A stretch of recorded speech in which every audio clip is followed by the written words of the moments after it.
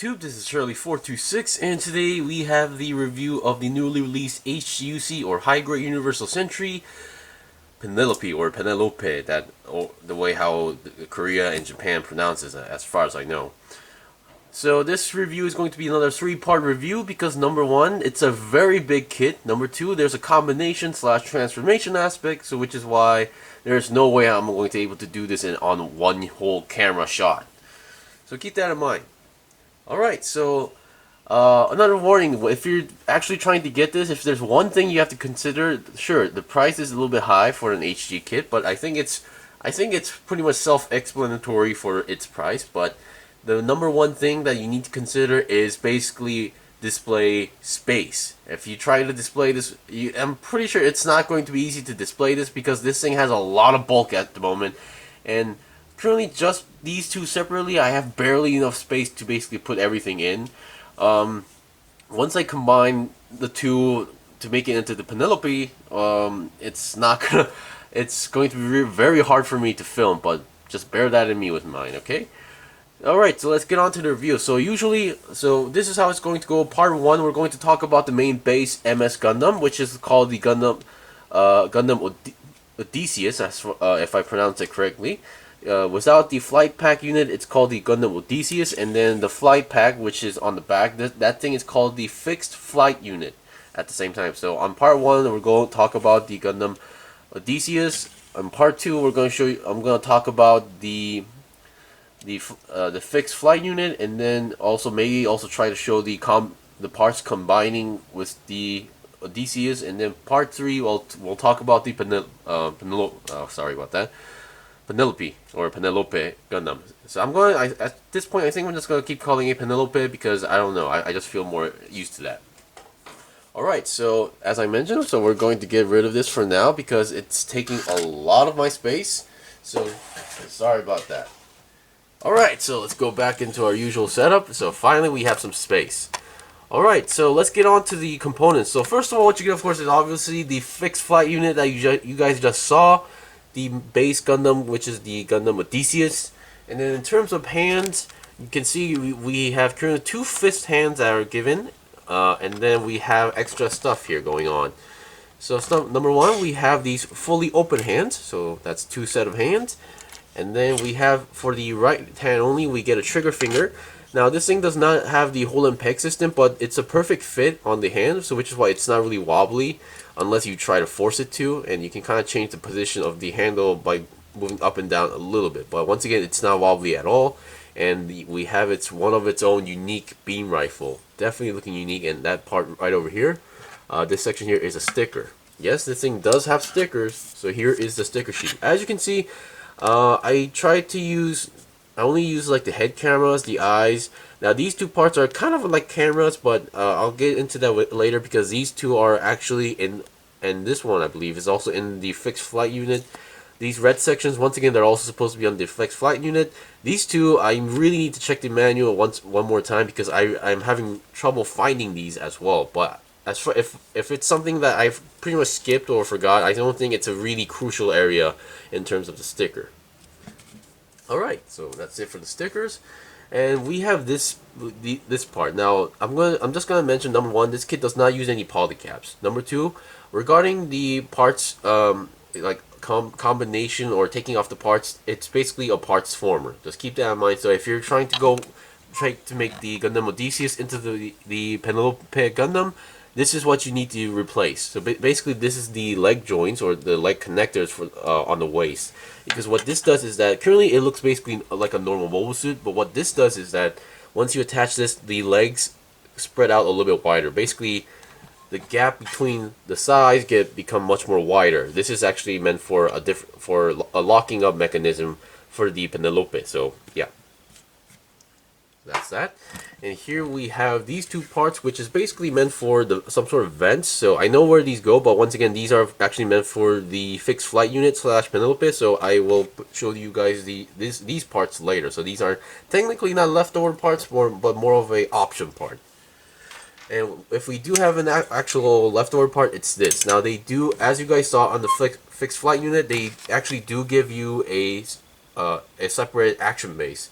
But this one is has the wrong connector, so they actually added a different long connector here, so this one you don't actually use. And lastly, we get 2 beam saber effect parts. Alright, so now let's get on to the review.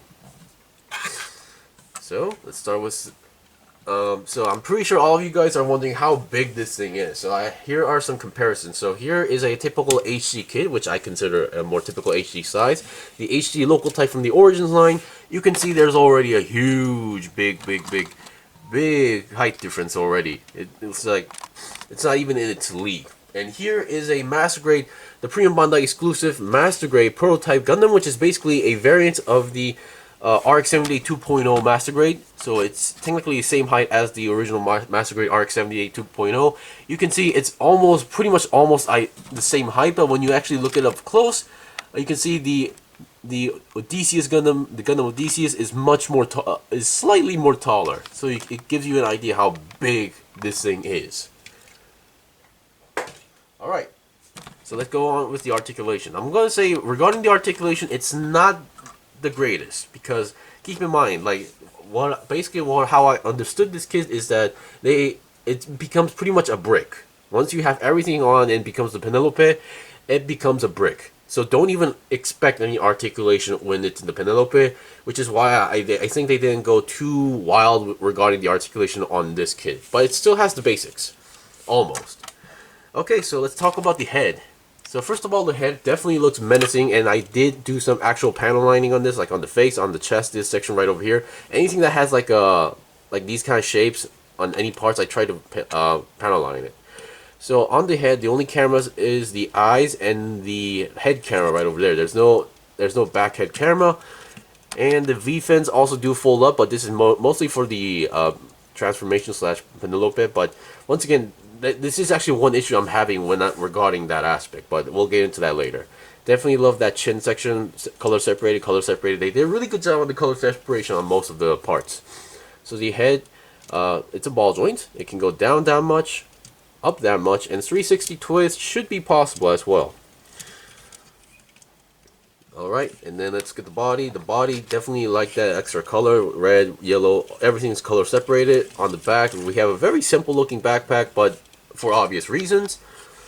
Now, the main connection between the main body and the waist is a ball joint. So there is, because the main reason they did this is because to make sure it stays there. Because once you have everything on, a lot of parts connect to the main body. And if the body had like a more typical HG style like ab crunch body that we would usually see, it'd be pretty floppy, to be honest. So which is why I think they went with a more stable or stronger connector. So I can't say there's a lot more, it doesn't really have an ab crunch, which is actually pretty good for this. Being a ball joint, it doesn't really spin 360 because number one, there's a lot of stuff colliding with the parts, as you can see. And then on the back section, there is this red part that once again that hinders you from spinning. So yeah, and then we have this big giant back skirt which moves a lot. These are actually connected to ball joints, and most of the time it has to be staying like this position, but it's not too easy to maintain that because whenever you move it, they are going to move pretty much. Alright, so now let's get the main arms. The main arms, now the arm parts were pretty odd because they do not have the typical or modern style of shoulder articulation where you can move forward and backward, because the main connection to the body / the joint is a peg. It's just a peg, so you only have a 360 twist, and this peg connection, it can be a little bit tight. So if you feel like it's too tight to the point where you're going to break it, maybe sand off a little bit. Okay, that's what I did with mine. It's still a little bit stiff, but it's not too tight. So yeah, so as you guys just saw, it has a 360 twist. And then it is supposed to be able to go 360 twist on the arm itself. Oh, there we go. And as you can see on the shoulders, we have this part that can pretty much flap open. This allows the arm to go out to the side a little bit, but only on a certain angle, because with the extra weapons on the arms, these things do hinder a lot. But they do look very good. I mean, despite their size and yes, all these black lines and everything I panel lined, these look very nice. And the arm bent, it's technically a double jointed bend. You know what, let me just take this off for now. So it is technically a double joint, or it can bend more than 90 degrees if you want to say that. And then hands are your typical ball jointed hands, but in all full plastic, no poly caps. So once again, there's no forward and backward movement, and you can extend the arm like this, but this is mostly meant for combining the fixed flight unit to the Odysseus to make the Penelope, so this is not really crucial at all. So once again, the only thing that's missing is a moving shoulder point, but oh well. And I would like to explain this. This is pretty cool. You can't rotate it because it's a 3-peg system, so you can't rotate it while it's on its arm. And you can see there's a small hole there. This is meant for the beam saber connector part. This is supposed to how it's be. I used to play Gundam Battle Universe a lot, and there was the Penelope Gundam, and this is where the beam saber would come out.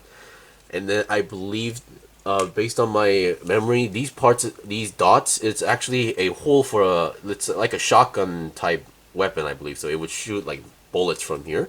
And then we have this section here, which I believe is supposed to be like a laser type weapon. So yeah, pretty good. And I'm going to be reattaching that to the arm. There we go. Okay, now let's get the waist section. Now the front skirt section, we have this part which can technically flap open. But once again, this is not really meant for the Odysseus, so I'll show you guys later in the demonstration. Front skirt wise, these come in a single piece, but I divided them to make them into divided them in 2 pieces because the middle section is 2 ball joints connected, so you can cut them off and make them individually move.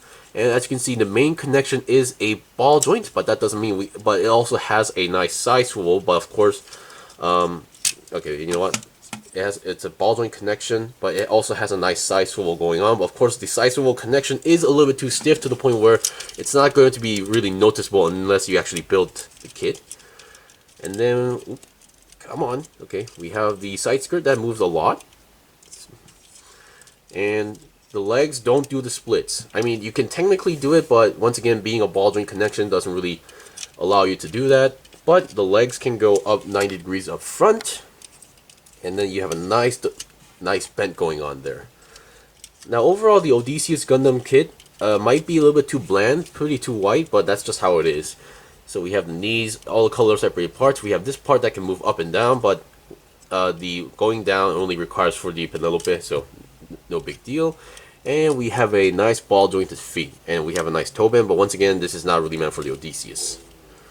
Alright, so we've seen the basics of the Gundam Odysseus. Once again, very basic. Other than the shoulder point, I have no complaints at all. And I would like to mention that I have sanded a little bit of, like every ball joint I saw. I was just still too traumatized by my Master Grade Alex 2.0 wrist breaking point. So for these ball joints, even for the feet, I only like sanded only like a little bit. Like if I get a nail flyer and then maybe you scratch it 2 times, and yeah, to make it not too tight. So I'm still paranoid about that, but yeah, if you think mine's a little bit loose, that's just because of me. I'm pretty sure if you buy your own, it shouldn't be like that.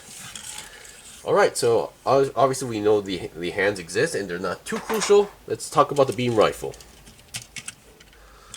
Alright, so here is the beam rifle, definitely one of its kind. That end tip section here is actually a separate part, very nice.